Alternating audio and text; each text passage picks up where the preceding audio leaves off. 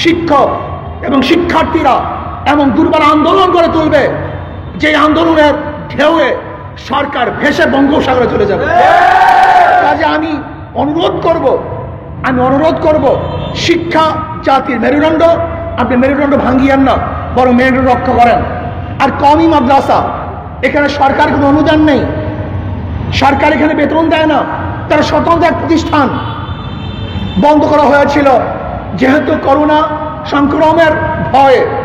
এখন করোনার সংক্রমণ কোথাও নাই, কাজী সেখানে কওমি মাদ্রাসায় কেন করোনা সংক্রমণ থাকবে?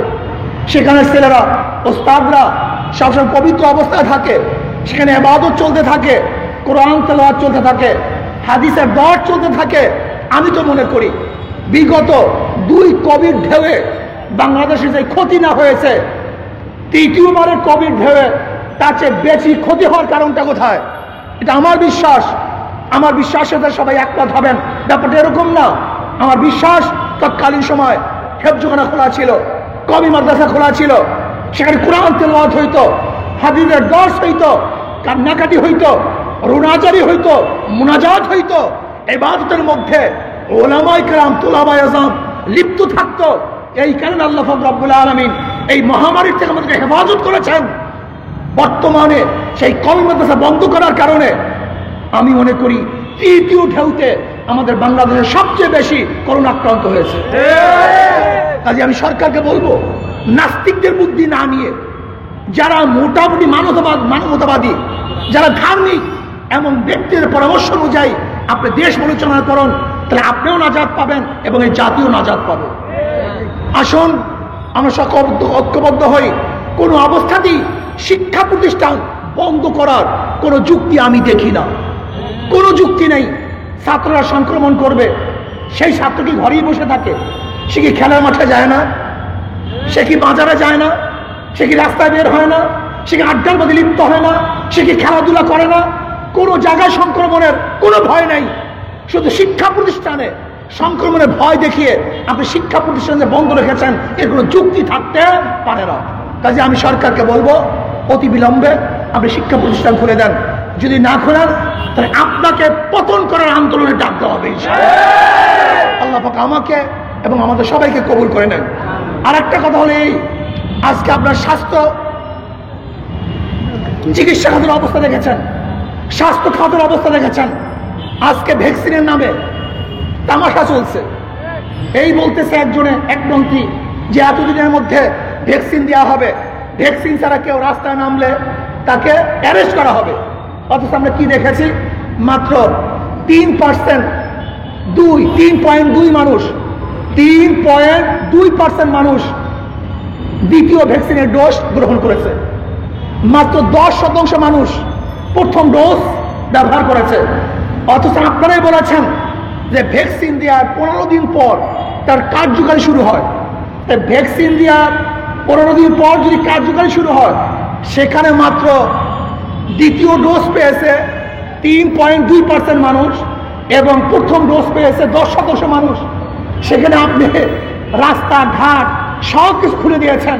এটাকে আপনার সিদ্ধান্তের সমস্ত দ্বিমুখী সিদ্ধান্ত হয় নাই। আপনি ভ্যাকসিন কোথা থেকে আনবেন? আপনার ভ্যাকসিনের বাহানা এবং তামাশায় এই জাতি আপনাকে মিথ্যুক বলতেছে, প্রতারক বলতেছে। একবার বলতেছেন এত ডোজ ভ্যাকসিন অমুক জায়গা থেকে আসতেছে, আবার বলতেছেন এত ডোজ ভ্যাকসিন অমুক জায়গা থেকে আসতেছে। আবার এখন কি দেখতেছি, বাংলাদেশে এত ডোজ ভ্যাকসিন প্রতি মাসে তৈরি হবে। আজকে 519 দিন হয়ে গেল শিক্ষা প্রতিষ্ঠান বন্ধ। আজকে করোনার বয়স প্রায় 2 বছর। এর মধ্যে আপনি ভ্যাকসিন আমদানিও করতে পারেন নাই, আপনি তৈরিও করতে পারেন নাই, আপনি সব দিক থেকে ব্যর্থ হয়েছেন। আজকে বরিশাল মেডিকেলের অবস্থা কি? আজকে সদর হসপিটালের অবস্থা কি? বরিশাল মেডিকেল কলেজের মধ্যে, মেডিকেলের মধ্যে সব কিছু আছে, ল্যাবরেটরির সব কিছু আছে, সব বিকল করে দেওয়া হয়েছে, কিছু চালানো হয় না। এর কারণটা কোথায়? আমি মনে করি সরকার ব্যর্থ, স্বাস্থ্য মন্ত্রণালয় সম্পূর্ণ ব্যর্থ হয়েছে। আমি অনুরোধ করব, বরিশাল মেডিকেলের যতগুলি যন্ত্রপাতি আছে সবগুলিকে সচল করা হোক এবং সেই মেডিকেলকে উন্নত মানের মেডিকেল করার ব্যবস্থা করা হোক। সদর হসপিটালকেও উন্নত মানের হসপিটালে রূপান্তরিত করা হোক। এরপরে আসুন পরিমণি কেস, এক পরিমণি, গোটা বাংলাদেশ পরিমণি পরিমণি পরিমণি পরিমণি, অথচ উচিত ছিল দীপুমণি দীপুমণি দীপুমণিকে নিয়ে কথা বলা। এক নর্তকীকে নিয়ে বাংলাদেশে কেন কথা বলবে? এ তো নর্তকী, এদেরকে নিয়ে বাংলাদেশ কেন মাতামাতি করবে? আপনি কোন নর্তকী নিয়ে পত্রিকা নিয়ে কি মাতামাতি করেন নাকি? এদেরকে নিয়ে কেন মাতামাতি করবেন?